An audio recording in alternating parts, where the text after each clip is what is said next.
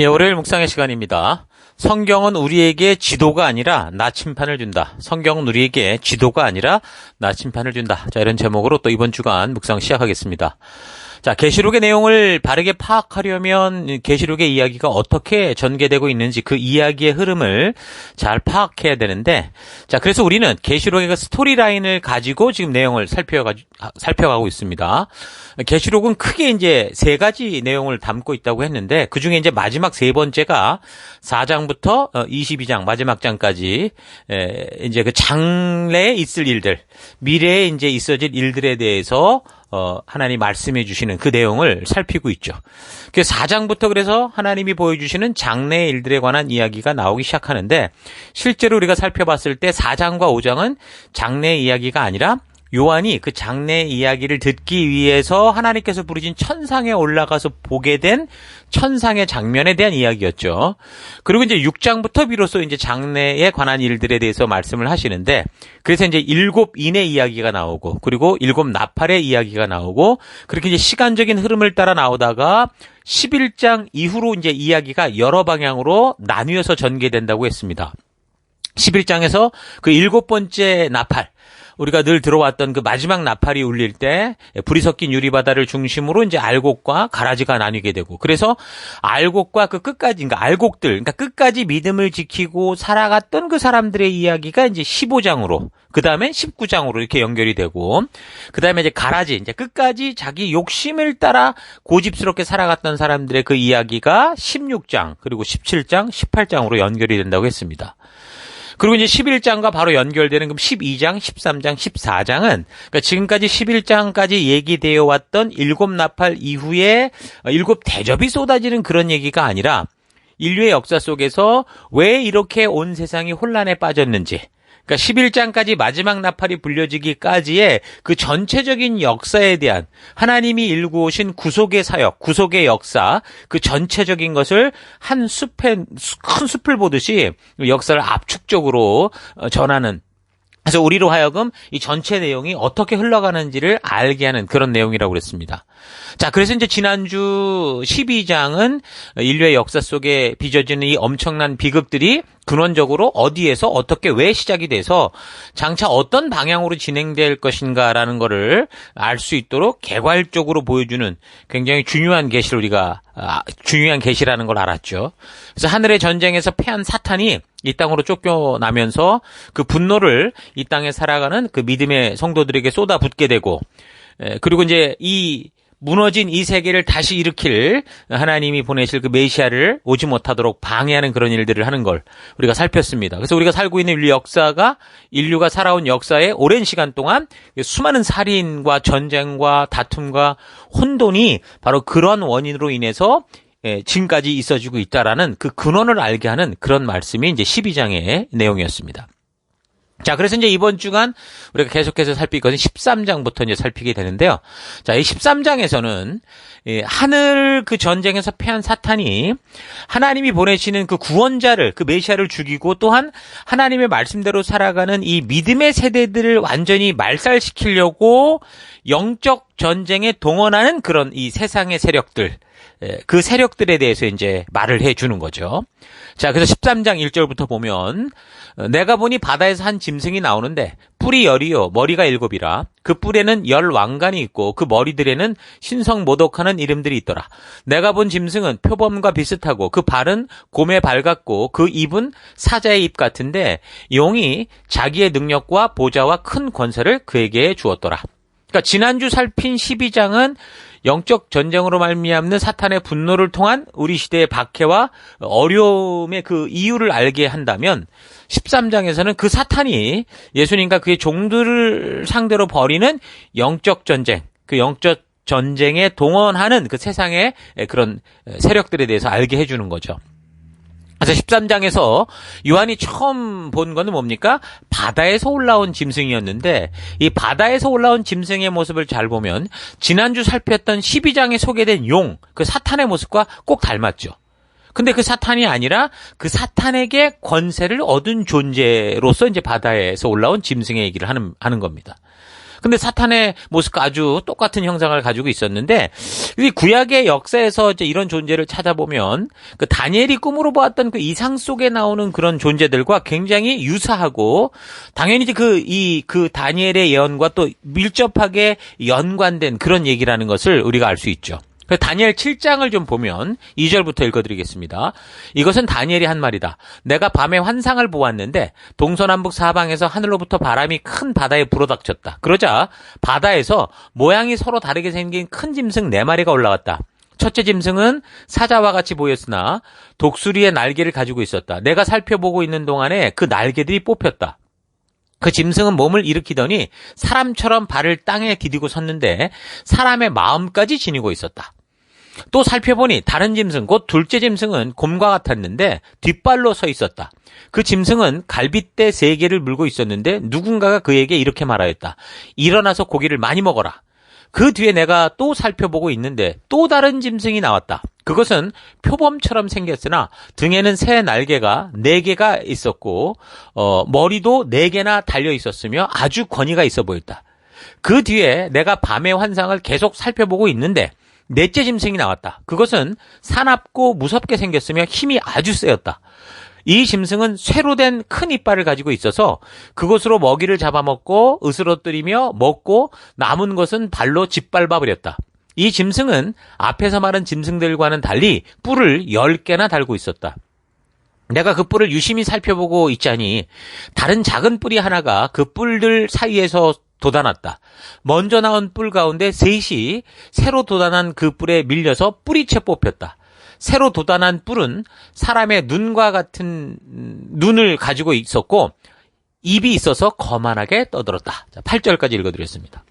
그러니까 다니엘이 보았던 이 환상에서 사자는 이 다니엘 당시 세계를 지배하던 그 바벨론 나라를 의미한다라고 나중에 이 해석을 해주거든요. 곰은 그러면 어떻게 됩니까? 메대와 페르시아, 그러니까 바벨론을 이기고 이제 등장하는 페르시아 연합국을 말하는 거고, 표범은 그 페르시아를 누르고 이제 일어섰던 이제 헬라, 그리스를 상징하는 그런 짐승들이었죠. 그리고 지금 요한이 여기서 지금 보고 있는 이런 환상을 볼 때 그 세 짐승의 시대를 지나간 4번째 짐승, 그러니까 로마 시대에 지금 와 있는 그런 것을 우리가 알 수 있거든요. 그러니까 13장에서 요한이 보는 짐승과 다니엘이 본 넷째 짐승은 같은 짐승이라는 거죠. 그래서 13장에서 이 짐승의 모습이 표범과 비슷하고 그 발은 곰의 발 같고 그 입은 사자의 입을 가졌다라고 이제 묘사를 하고 있습니다. 그러니까 앞선 3 짐승의 특징을 다 가지고 있는 그런 모습이죠. 뭐 어찌됐든 뭡니까? 이 짐승들은 바벨론 시대로부터 로마 시대에 이르기까지 뭐 비록 그 지역이 뭐 동방 지역에도 있었고 또 서방 지역에도 있는 나라들이었지만 어쨌든 하나님께서 이 불순종하는 이 이스라엘을 징계하는 일에 사용하셨던 그 각 시대마다 드러났던 열강 나라들이다라는 것은 확실하다는 거죠. 그러니까 다니엘이 보았던 마지막 그 무섭고 놀랍고 뭐 매우 강한 짐승, 그 짐승은 그 헬라를 무너뜨리고 일어났던 로마였거든요. 또한 그 짐승에게는 앞에 3 짐승과 달리 10뿔을 달고 있었다, 지금 그렇게 얘기를 하고 있는 겁니다. 그러니까 그 뿔은 그 나라에서, 그 마지막 4번째 짐승의 나라에서 일어나는 왕들이다라는 사실을 분명하게 말씀을 해주시죠. 다니엘 7장 23절부터 보면 그 천사가 이렇게 말하였다. 넷째 짐승은 땅 위에서 일어날 넷째 나라로서 다른 모든 나라와 다르고 온 땅을 삼키며 짓밟고 으스러뜨릴 것이다. 그 10뿔은 이 나라에서 일어날 열왕이다. 그 뒤에 또 다른 왕이 일어날 것인데 그 왕은 먼저 있던 왕들과 다르고 또 전에 있던 새 왕을 굴복시킬 것이다. 자, 이 말씀을 근거로 볼 때 분명히 4번째 일어나는 나라는 로마라는 게 분명하고 이 나라는 다른 앞선 나라들보다 훨씬 더 다를 거라고 그랬는데 당연히 그랬죠. 헬라라는 나라도 그리스가 굉장히 엄청난 이 정복 사업을 했지만 그러나 로마에 견주진 못할 정도로 로마는 엄청 지중해를 중심으로 해서 뭐 동방에 이르기까지 굉장히 엄청난 땅을 다스리는 그런 나라가 되지 않습니까? 자, 그러니까 여기 계시록 13장에서 말하는 이 나라는 분명히 로마라는 나라일 것이고 그 10뿔은 결국 그 로마에서 일어나는 왕들, 그러니까 권력자들을 말한다라는 걸 분명하게 알 수 있겠죠. 자, 그렇다면 이 로마의 나라 속에서 10뿔에 속하는 그럼 로마의 통치자가 누굴까? 어떤 이 통치자들이 여기에 연결이 될까 생각해 볼 수 있는데, 이 로마라는 나라가 이 로마 그 제정 시대잖아요. 지금 이 제정 시대, 그러니까 황제가 다스리는 그 시대인데, 근데 그 이전에는 공화정 시대가 있었습니다. 그리고 또 그 더 이전에는 로마가 시작할 때는 왕정 시대였거든요.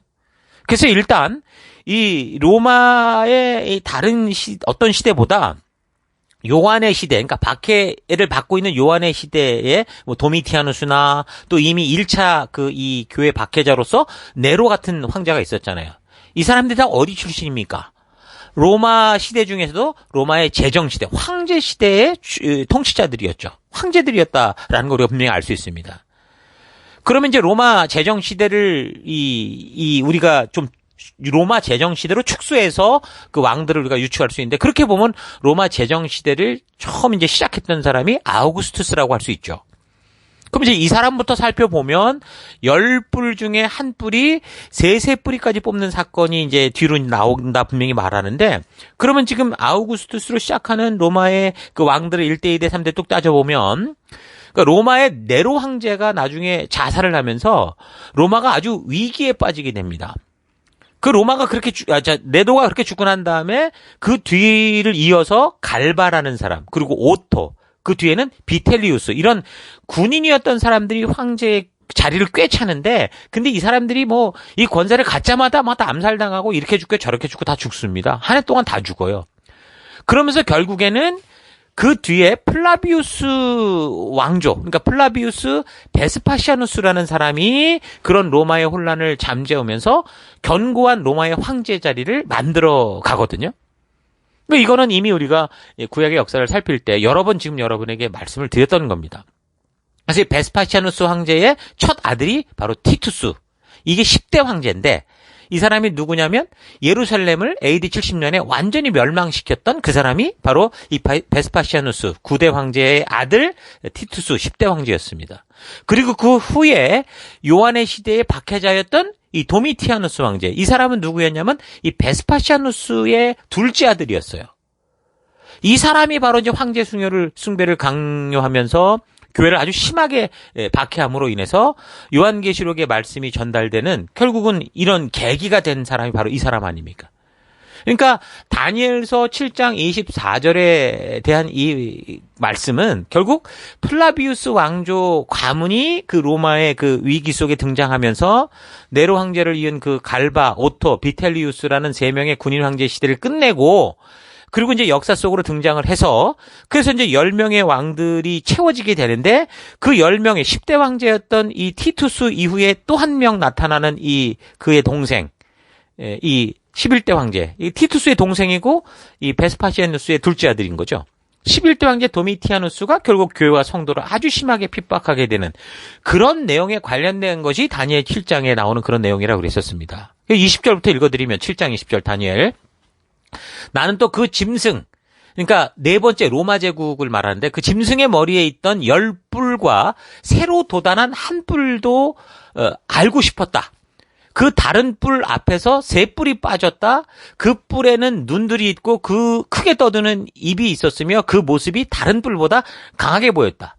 내가 보고 있을 때 그 새로 돋은 그 뿔이 성도들에 맞서서 전쟁을 일으켰고 그들을 이겼으나 옛적부터 계신 분이 오셔서 가장 높으신 분의 성도들의 권리를 찾아주셔서 마침내 성도들이 나라를 되찾았다. 그게 이제 다니엘서 7장 20절부터 22절까지의 내용인데, 이게 바로 이제 4번째 제국에 있었던 10뿔, 그러니까 아우구스투스부터 10대 황제 그 티투스까지의 얘기를 하는 거고, 새로 돋아난 한 뿔이라는 건 결국에는 그 플라비우스 왕조를 얘기하는 거죠. 그 왕조들이 드러나서 결국에는 그 앞섰던 갈바, 오토, 비텔리우스의 황제 정권들을 다 무너뜨린 거나 마찬가지고, 그리고 그 뿔, 그 플라비우스 왕조에 뭐 눈들이 있고 크게 떠든 입이 있어서 뭐 다른 뿔보다 강했다. 아주 이 한 가족이 엄청난 일을 했잖아요. 그런데도 그 새로 돋은 그 뿔이 이 뿔 말고 한 뿔이 돋아났을 때 성도들을 짓밟고 이겼다. 이제 그 얘기를 하는 걸 볼 때 그 뿔은 바로 도미티아누스다라는 걸 알 수 있었던 겁니다. 그래서 우리가 다니엘 그때 7장을 살필 때도 바로 이 짐승은 로마 제국이었고, 이 로마 제국의 10뿔은 바로 이렇게 지금 설명드린 것처럼 10명의 황제를 말하고, 그 뒤에 새로 돋은 한 뿔이 등장하는 그 플라비우스 왕조의 그 한 사람이 누구냐면 바로 이 도미티아누스다. 이런 얘기를 말씀을 드렸던 겁니다. 근데 뭐 이렇게 이제 해석을 우리는 하고 이게 성경을 풀어가고 있는데, 그러니까 다른 게 아니라 요 역사의 적용 부분을 좀 다르게 좀 보는 분들도 있습니다. 그러니까 로마의 역사가 아까 말씀드린 것처럼 처음에 왕정 시대로 시작해서 그다음 공화정 시대로 가고, 그리고 이제 제정 시대로 이제 연결된다고 그랬는데요. 이 왕정 시대는 BC 753년부터 509년까지 로마의 건국으로부터 7명의 왕이 통치하던 끝에 결국 공화정 시대로 바뀝니다. 그래서 공화정 시대는 BC 510년에서 이제 27년, BC 27년까지로 공화정 시대가 거의 끝에 갈 때 두 차례에 걸쳐서 삼두 정치라는 게 시행이 돼요. 그래서 BC 27년에는 결국 이게 제정 시대로 바뀌게 되는 건데, 그래서 이제 로마의 황제들이 등장하거든요. 그래서 이제 머리가 7개고 뿔이 10이라고 하는 이 짐승에 대해서 머리가 7은 왕정시대 7왕들을 말하는 거고, 세 뿔을 뽑아버리는 또 다른 한 뿔이 있다고 그랬는데, 그 바로 한 뿔이 로마의 제정시대를 여는 옥타비아누스 아우구스투스다. 그런 식으로 적용을 하기도 합니다. 이 아우구스투스 같은 경우는 누가복음 2장에 보면 예수님이 출생 당시 그 천하의 이 모든 나라의 명예에서 호적을 하라고 했던 그 왕이 바로 이 아구스도라고 성경에 나오는데 바로 그 황제거든요. 그리고 두 차례에 걸친 이 삼두 정치인을 이제 세 뿔에 해당된다. 그렇게 이제 생각을 하고 적용을 해서 결국 여기 이런 이 삼두 정치의 이런 이 정치 싸움에서 결국 이 싸움을 이기고 황제 시대를 시작하게 되는 이 아우구스투스를 그 세 뿔을 뽑는 존재다. 그런 식으로 이제 적용을 합니다. 사실 뭐 정확히 역사를 보면 옥타비아누스는 뭐 어려서 굉장히 좀 몸이 약했고 유약한 사람이었었는데, 사실 어떤 황제 어떤 시대의 그 초석을 깔은 사람은 이 옥타비아누스를 양자로 삼았던 율리우스 시저입니다. 율리우스 시저, 이 카이사르가 그 후계자로 이제 이 옥타비아누스를 지목을 하면서 결국은 이 옥타비아누스가 어쨌든 모든 상황과 환경 속에서 그런 그 황제의 시대를 여는 인물이 되거든요. 그래서 이 옥타비아누스는 그를 후계자로 만들었던 율리우스, 이 사람, 이 율리우스의 이름에서 카이사르, 시저라는 그 이름을 자기 이름에 이제 붙여 부르게 되면서, 그래서 이어지는 이 혈통과 관련된, 이 왕조와 관련된 황제 이름에는 다 카이사르가 그렇게 들어가게 되는 겁니다. 그래서 그 왕조의 마지막 황제가 바로 5대 네로 황제였거든요. 처음으로 교회를 아주 무지막지하게 받게 했던 적그리스도 같은 짓을 했던 그 네로 황제, 네로 시저라고 그렇게 부르는 거예요. 그래서 네로 시저의 이름으로, 그래서 이 게마트리아 해석법 666 이런 걸 해석하다 보면 바로 그 이름이 바로 666에 해당된다. 그래서 그런 얘기들을 계속 하는 거죠. 교회를 받게 했던 대표적인 세력, 가장 첫 번째 시작을 했으니까 어떤 모델 같은 그런 형상으로 보는 겁니다. 어찌됐든 간에 어떻게 적용을 하든 간에 분명한 건 뭡니까? 결국 교회와 성도를 박해하는 인물들은 어디서 나온 거예요? 로마의 역사 중에서는 제정시대, 황제가 통치하는 로마 제정시대의 통치자들이다. 이건 분명히 일치점이 있는 거죠. 그러니까 그 당시 요한의 편지를 받은 성도들이 아마도 이 짐승을 묘사한 것을 읽으면 구약의 그 다니엘이 환상으로 보았던 이 말씀들을 곧 떠올릴 수 있었을 것이고, 그렇게 되면 결국 로마 이 시대와 연결이 될 수 있었겠죠. 그러니까 로마는 처음 지금 그 땅에 자리 잡을 때 뭐 그 지역이 또 7개의 언덕으로 되어 있는 나라다 그렇게 얘기를 하거든요. 그러니까 로마로 이주한 사람들이 언덕 꼭대기에서 대부분 살게 됩니다. 왜냐하면 방어적인 측면에서 그 꼭대기에 사는 게 굉장히 유리했기 때문에 그런 장소를 선호했던 거죠. 그러니까 로마인들도 그런 식으로 그들이 지금 이탈리아 거기서 지금 살고 있는 그곳에 높은 지역들을 차지하고 살았다라는 겁니다. 뭐 처음부터 7개 언덕에 이주했다, 그건 아니고요. 점점 전쟁을 통해서 다른 부족들을 통합해 나가면서 그 부족들에게 언덕 하나씩을 다 이제 차지하게 한 거죠. 그리고 연합국이 되고, 그래서 결국에 지금의 로마가 된 셈이죠. 그러니까 이 로마가 그런 식으로 7개의 언덕 위에 세워진 나라다. 이런 거에 대해서도 그 시대 사람들은 충분히 알고 있었거든요. 그리고 지금도 우리가 뭐 로마금 로마라고만 알지만 이런 식으로 좀 역사를 좀 공부하다 보면 역사가들이 대부분 이런 얘기를 많이 하는 걸 알 수 있어요. 7개 언덕에 세워진 나라 로마 이런 식으로 얘기를 많이 하는 걸 알 수 있습니다. 자, 그래서 그 당시 편지를 받았던 사람들은 7개의 머리를 가진 존재를 이해할 때 이런 여러 가지 증거로 봐서 여기 계시록에 등장하는 이 짐승은 바다에서 올라오는 이 짐승은 바로 로마 같은 나라다라고 알 수 있었을 것이고 그게 바로 하나님께서 다니엘을 통해서 예언하였던 그 말씀들이 그대로 지금 성취되고 있구나라는 걸 알았을 거라는 거죠. 그러니까 지금 자기들은 그런 박해 속에 있는 건 사실이지만 두렵고 힘든 건 사실이지만 그 또한 어떤 거예요? 하나님이 이미 말씀하신 하나님의 그 계시 속에 역사 속에 하나님의 예언 속에 이미 그 말씀대로 섭리대로 이루어지고 있다라는 것을 그들이 알게 됐겠죠.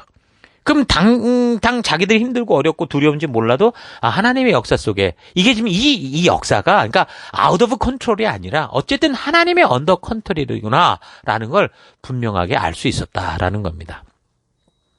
자, 어찌됐든 이 첫 번째 짐승은 바다에서 올라왔다고 했는데 바다와 연관되어 나타나는 짐승을 구약 성경의 근거로 찾아보면 이사야서에서 말하는 뭐 니워야단 뭐 이런 존재들이 있거든요.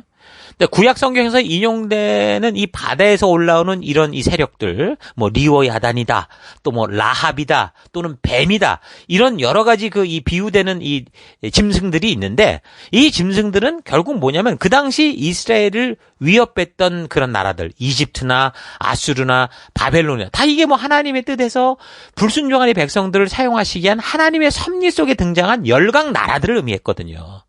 이게 중요한 거죠. 그래서 이러한 배경으로 본다면 그 당시 편지를 받는 7교회와 성도들에게는 본절의 바다에서 나온 짐승은 그 시기 교회를 핍박하던 로마 제국, 이 열강 나라라는 것을 확실하게 분명히 알 수 있었던 거고요. 근데 지금 우리가 이 스토리 라인으로 볼 때 이 13장이 무슨 얘기를 하는 거라고 그랬습니까?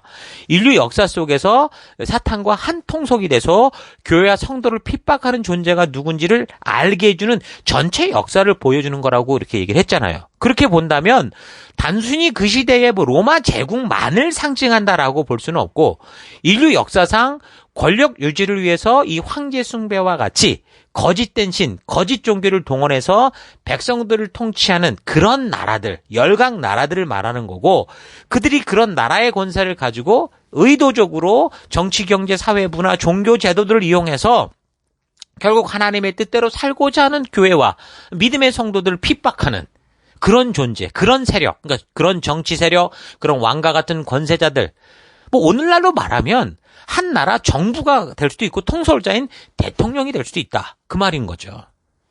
그러니까 인류 역사를 통해 본다면 항상 그 시대마다 이런 로마 같은 바벨론 같은 그런 나라들이 이 열강의 그 같은 이 어떤 최강대국들이 등장해서 마치 지금 사도 요한 당시 로마 같은 초강대국이 최고의 권력을 가진 통치자 그 황제 그 인간이 거의 미친 듯이 이렇게 스스로 막 신이다. 뭐 이런 식으로 막 온 나라를 막 이렇게 종교로 통합하려고 하는 그런 욕심으로 인해서 막 주변 나라를 짓밟는 것처럼 과거나 현재나 또 앞으로 미래에도 이런 많은 군중의 힘이 사실 이게 이 황제의 힘이 아니잖아요.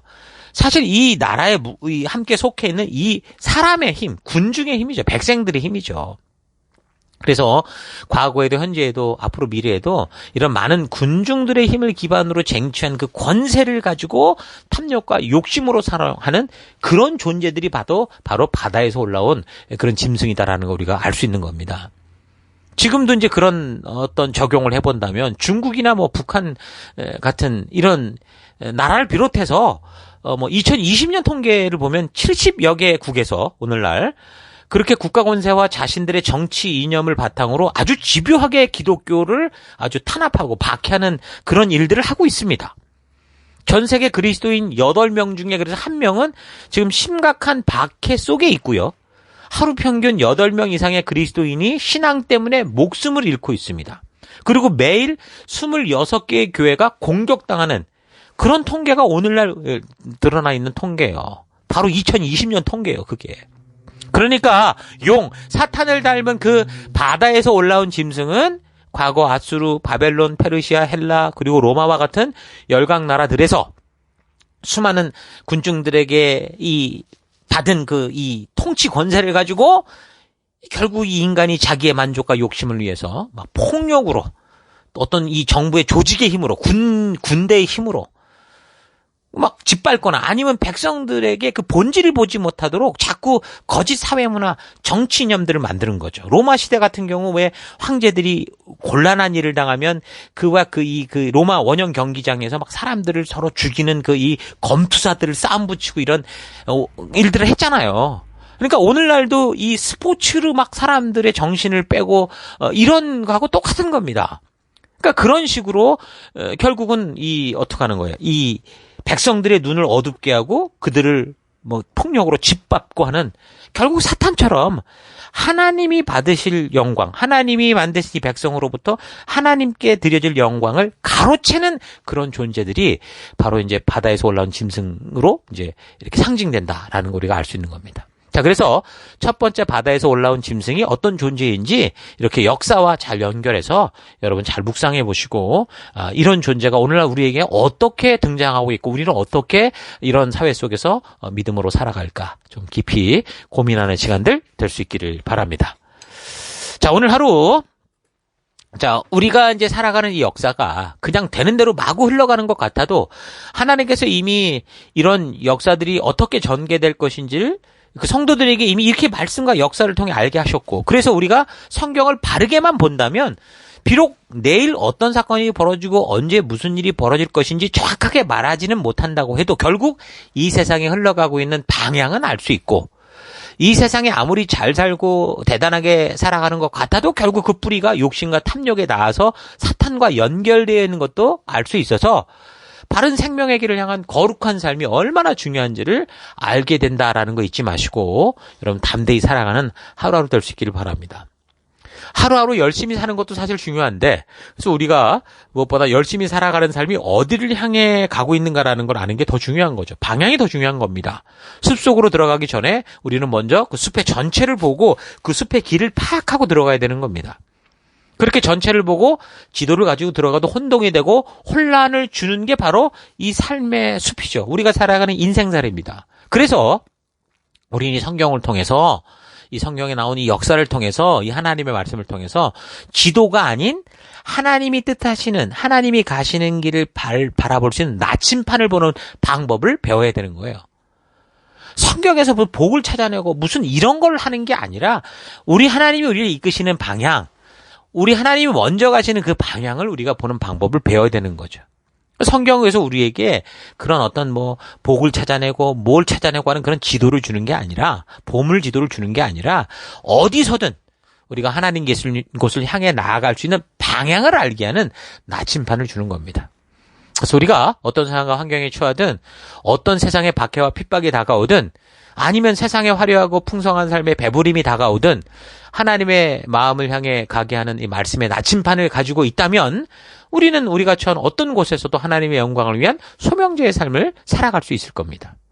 내가 처한 곳에서 세상을 두려워하거나 우습게 여기지 말고 오늘 우리가 살핀 이 계시록의 역사들을 통해서 하나님의 뜻이 무엇인지를 바르게 알아서 겸손하고 낮은 마음으로 하나님의 말씀이 가리키는, 이 하나님의 말씀의 나침판이 가리키는 그 믿음의 길을 따라서 오직 주의 말씀의 가치를 실천하면서 성도로서 존재하는 증인된 삶, 생명을 낳는 생명의 삶을 기쁨으로 감당하며 나아가는 여러분과 제가 될 수 있기를 축원합니다. 오늘 하루도 힘내십시오. 잠시 기도하겠습니다.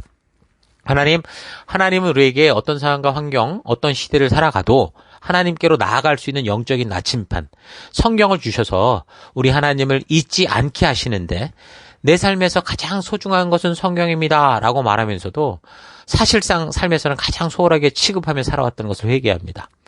사탄은 우는 사자와 같이 두루 삼킬 것을 찾고 다니면서 각 시대에 등장하는 나라와 왕들의 욕심을 자극해서 하나님의 뜻대로 살지 못하게 하고 거룩하게 믿음의 길을 걷고자 하는 하나님의 자녀들을 무차별로 죽이고 핍박하는 것을 우리가 잊지 않고 우리가 더욱더 말씀으로 무장된 믿음의 길을 담대히 걷기 원합니다.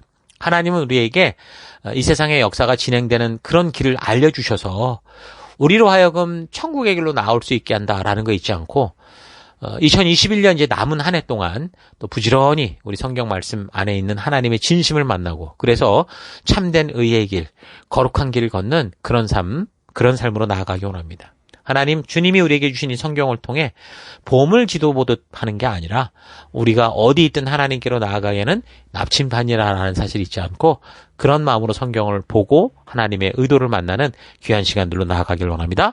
그걸로 인도하신 하나님 감사드리고 예수님 이름으로 기도했습니다. 아멘.